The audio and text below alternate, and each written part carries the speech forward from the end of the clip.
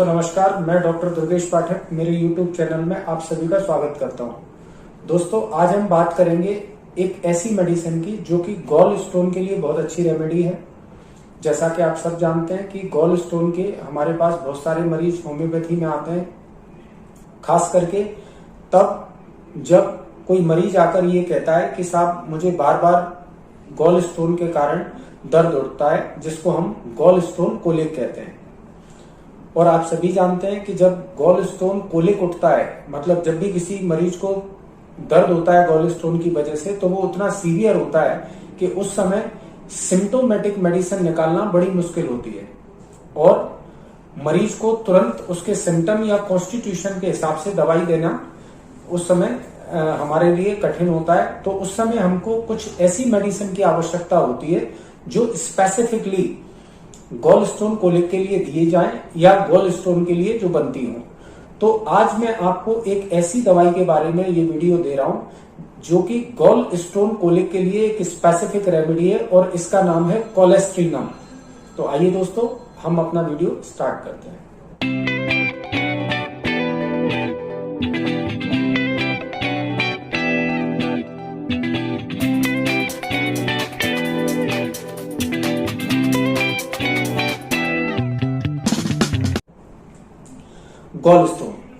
Gall stone चार प्रकार के होते हैं। एक होता है प्योर कोलेस्ट्रॉल स्टोन जो कि फैट का बना हुआ होता है, एक होते हैं यूरिक एसिड के स्टोन, एक होते हैं बिल्यूरिन के स्टोन। तो ये जो तीन स्टोन है, cholesterol stone, uric acid stone और बिल्यूरिन स्टोन, ये बहुत ही कम पाए जाते हैं। बिल्यूरिन स्टोन को हम पिगमेंटरी स्टोन भी कहते हैं। लेकिन जो सबसे ज्यादा जो स्टोन पाया जाता है वो होता है मिक्स्ड स्टोन, और ये स्टोन तब मिलता है जब हमारा गॉल ब्लैडर प्रॉपरली काम नहीं करता। मिक्स्ड स्टोन सबसे ज्यादा पाया जाने वाला गॉल स्टोन होता है। आज की जो मेडिसिन है सरप्राइजिंगली गॉल स्टोन, जो मिक्स्ड गॉल स्टोन होता है, ये उससे बनती है।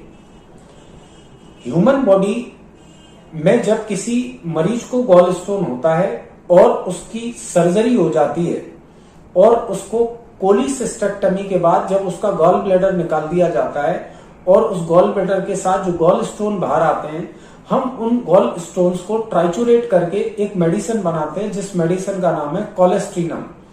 नाम से ऐसा लगता है कि ये कोलेस्ट्रीनम कोलेस्ट्रॉल गॉल स्टोन से बनती होगी, लेकिन ऐसा नहीं है दोस्तों। जो कोलेस्ट्रीनम मेडिसिन है वो मिक्स्ड गॉल स्टोन से बनाई जाती है।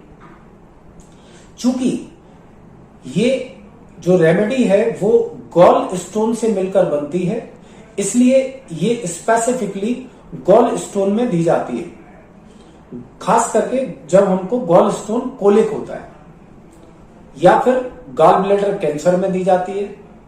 जैसा कि मैंने आपको वीडियो की शुरुआत में बताया था कि जब मरीज गॉल स्टोन कोलिक के लिए हमारे पास आता है तो उसको क्या होता है, उसको एपिगैस्ट्रिक पेन होता है या फिर ये पेन कई बार राइट हाइपोकॉन्ड्रियम में भी होता है।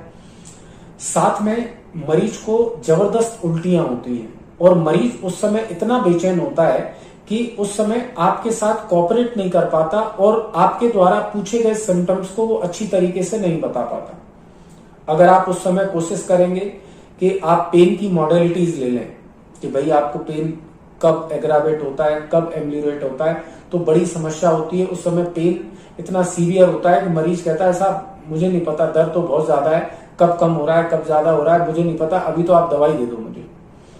ऐसे टाइम पर कोलेस्ट्रीनम बहुत अच्छी रेमेडी है। मेरे क्लिनिकल एक्सपीरियंस से आप ऐसे टाइम पर गॉल ब्लैडर कोलिक के टाइम पर आप मरीज को स्पेसिफिकली कोलेस्ट्रीनम दे सकते हैं, जो मरीज को उस समय गॉल स्टोन कोलिक को कम कर देगा। फिर जब मरीज आपके पास उस समय आता है जब पेन उसको नहीं है, तो आप कोलेस्ट्रीनम मेडिसिन के साथ में मरीज को कोई भी कॉन्स्टिट्यूशनल रेमेडी का चुनाव करके चला सकते हैं। तो कोलेस्ट्रीनम चूंकि गॉल स्टोन को ट्राइचुरेट करके बनती है, इसलिए ये गॉल स्टोन के लिए स्पेसिफिक रेमेडी है, गॉल स्टोन कोलिक के लिए स्पेसिफिक रेमेडी है, या फिर ये गॉल ब्लैडर कैंसर के लिए स्पेसिफिक रेमेडी है। चूंकि गॉल ब्लैडर में होने वाला कैंसर ज्यादातर उन मरीजों को होता है जिनको लंबे टाइम से गॉल ब्लैडर में गॉल स्टोन पड़े रहते हैं। तो जैसा कि मैंने आपसे दोस्तों कहा कि जब मरीज को दर्द बहुत तेज है और हम कोई सिम्टोमेटिक रेमेडी या कॉन्स्टिट्यूशनल रेमेडी निकालने में सक्षम नहीं है, उस दौरान आपको इस दवाई का उपयोग करना है। या फिर कोई मरीज ये आके बोलता है आपको कि मुझे कोई प्रॉब्लम नहीं है, किसी भी तरह का कोई सिम्टम नहीं है, बस मैंने अल्ट्रासाउंड कराया और उस अल्ट्रासाउंड में मेरे को गॉल ब्लैडर स्टोन बताया डॉक्टर ने। ये अल्ट्रासाउंड मरीज ने किसी और वजह से कराया हुआ होता है। जैसे मान लीजिए कोई फीमेल पेशेंट है और वो प्रेग्नेंट होती है और वो ऑब्स्टेटिकल अल्ट्रासाउंड कराया है उसने, या उसको कई किसी और कंप्लेंट के लिए अल्ट्रासाउंड कराया और अल्ट्रासोनोलॉजिस्ट ने उसको ये बताया कि तुम्हें तो गॉल ब्लैडर में स्टोन है। हालांकि उस समय मरीज को किसी भी तरह की गॉल ब्लैडर से संबंधित कोई समस्या या गॉल ब्लैडर स्टोन से रिलेटेड कोई समस्या नहीं होती।